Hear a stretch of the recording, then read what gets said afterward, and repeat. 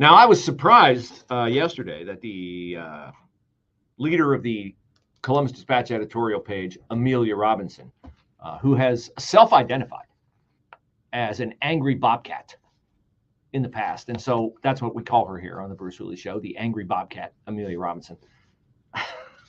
She is a Ohio University journalism grad, which, I talked to my friends in Cleveland who I used to work with who went to Ohio University to call into question the veracity of the quality of an OU journalism degree if Amelia Robinson was able to get one. She has finally weighed in on the opinion pages of the Columbus Dispatch about the New York Times story that used Columbus, Ohio, Mayor Andrew Ginther's Columbus, Ohio, where safety is his top priority as the thrice elected mayor of the city.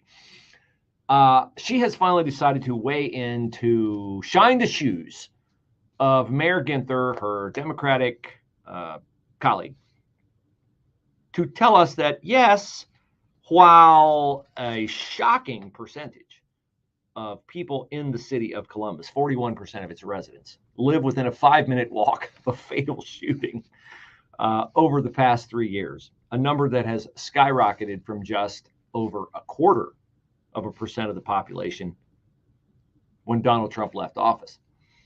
Amelia Robinson says it's all the fault of Republicans. Wait, didn't you just say Andrew Ginther was the thrice elected mayor of the city of Columbus? And haven't you told me before, Bruce, that Columbus City Council was populated entirely by Democrats? Yes and yes. And didn't you tell me that the law director in the city of Columbus is a Democrat, Zach Klein? Yes. And that the prosecutor in Franklin County, Gary Tyak, is a Democrat? Yes.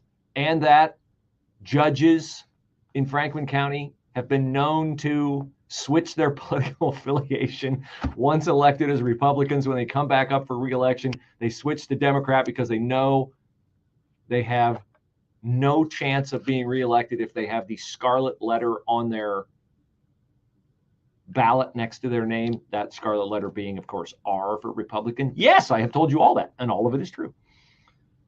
But the angry Bobcat says that this is Jim Jordan's fault. Wait, Jim Jordan, the Republican congressman from Urbana, like 60 miles, 70 miles from Columbus, it's Jim Jordan's fault? Yes, according to the angry Bobcat,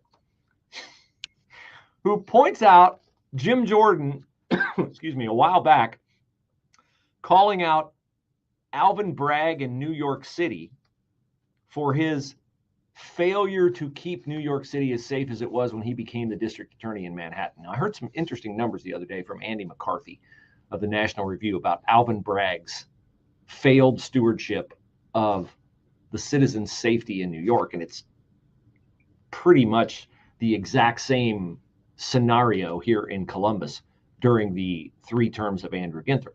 McCarthy said that since Bragg became the DA in New York City, in the past year, so he's up and running, he's got his people in place, everything's rolling away out, and Bragg wants it to roll.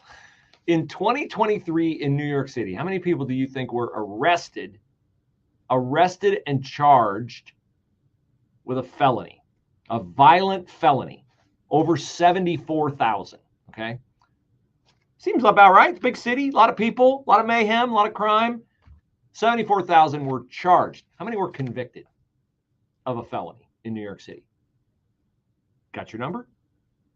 I pretty much guarantee you it's wrong, because the number is 4,000.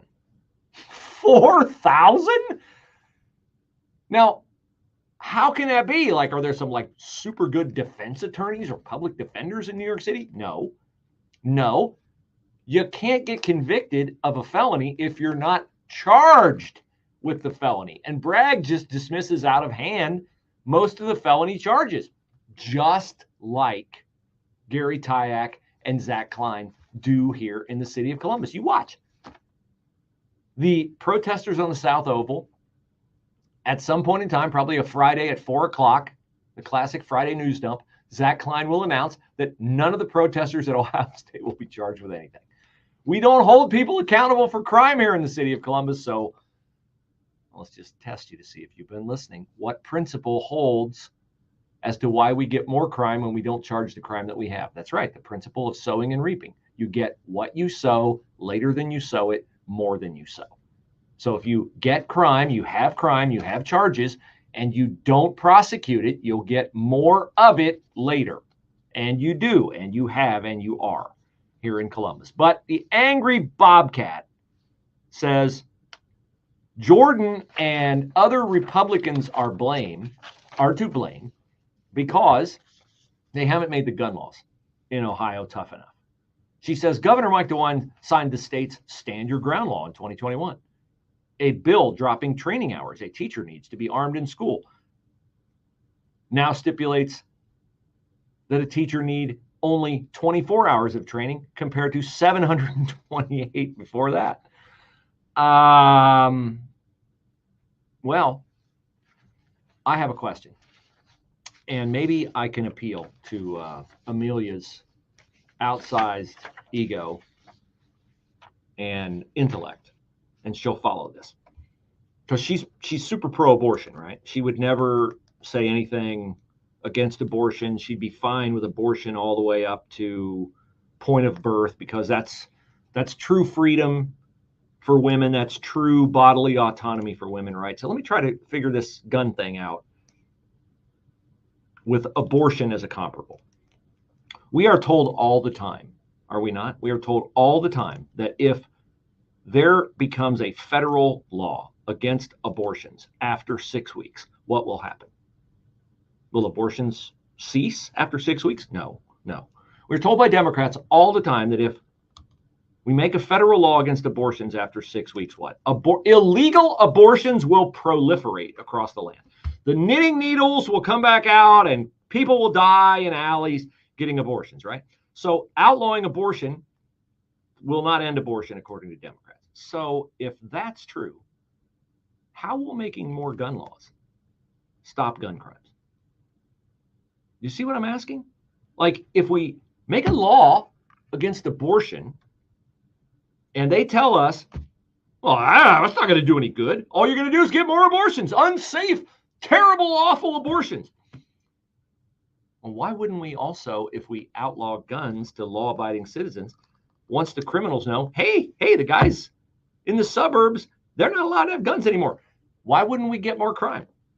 I need Amelia, the angry Bobcat, to point out the incongruity in those two scenarios.